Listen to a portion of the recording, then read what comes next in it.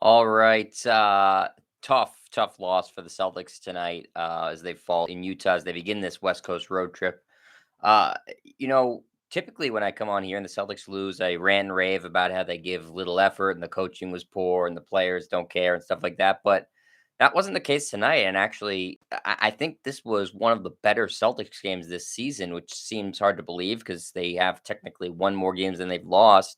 But you're playing a very good Utah team on the road in a place where they're virtually impossible to beat.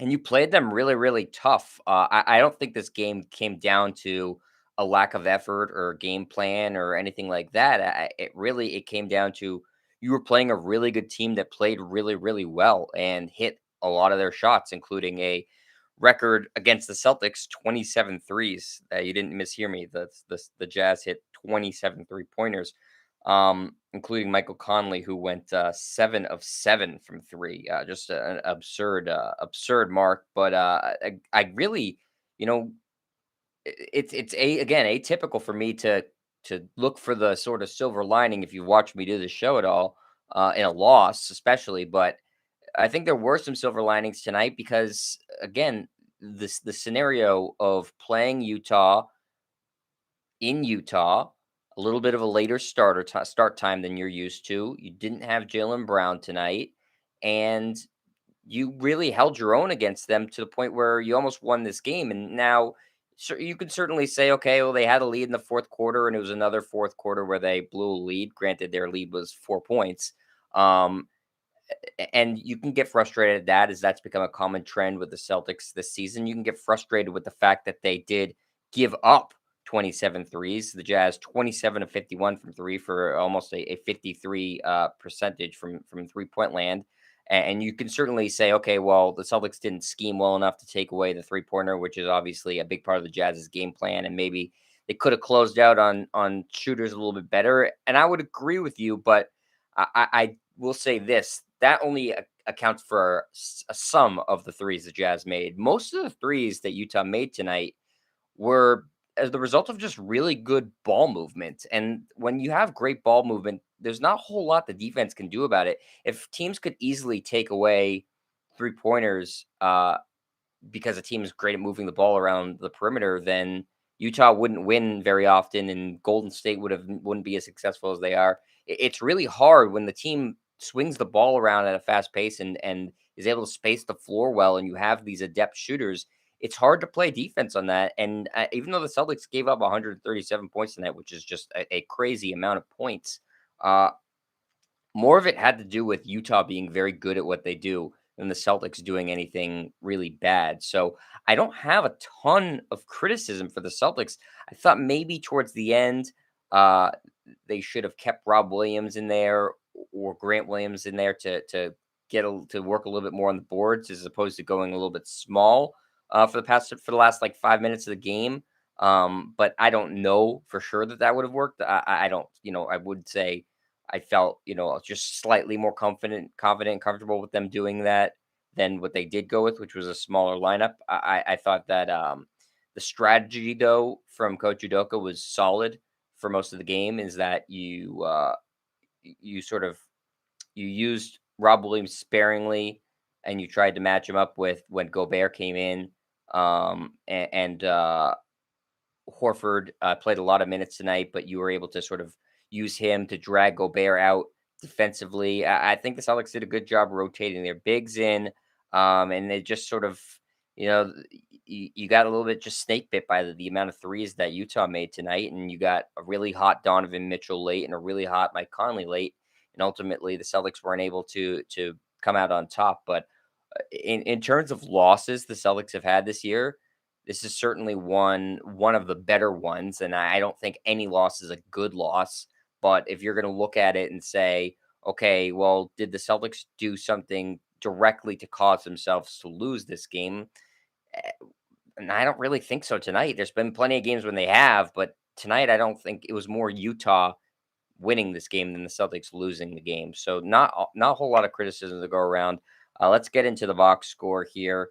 As I know it's a late night, but these are going to be a lot of late night Celtics games as they're on the West Coast. Obviously, you don't want to start this road trip with a loss, but They do play again tomorrow against Portland. It's a 10 o'clock Eastern start, so it's late again. But that's going to be an important game for the Celtics because you don't want to really fall behind the eight ball on this West Coast road trip. You want to start a split between Portland and Utah is certainly acceptable, and then you go from there. But you don't want to fall down 0-2 at the beginning of this road trip. That would be a bad sign. But again, let's get into the box score.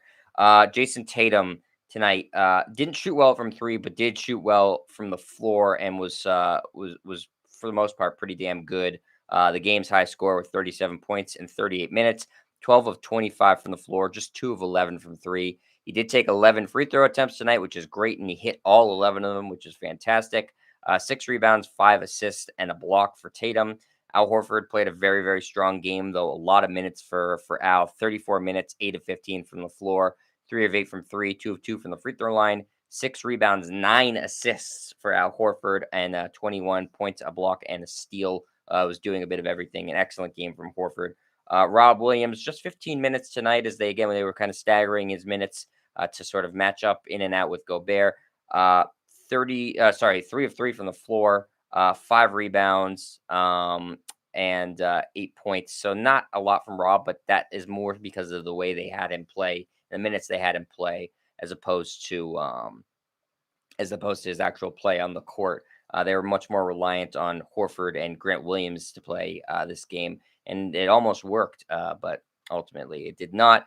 Marcus Smart, 37 minutes for Marcus, 5 of 11 from the floor, 3 of 5 from three, 2 rebounds, 2 assists, 4 steals, and 15 points. Solid game for Marcus, especially on the 4 steals is excellent.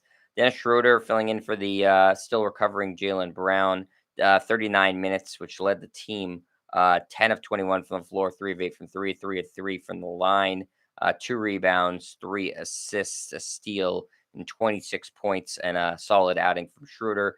Again, 27 minutes for Grant Williams off the bench tonight, 2 of 3 from the floor. Those were all 3-point attempts. 1 rebound, 3 assists, 6 points. You'd like to see more rebounds from Grant, especially in 27 minutes, but overall, he was fine.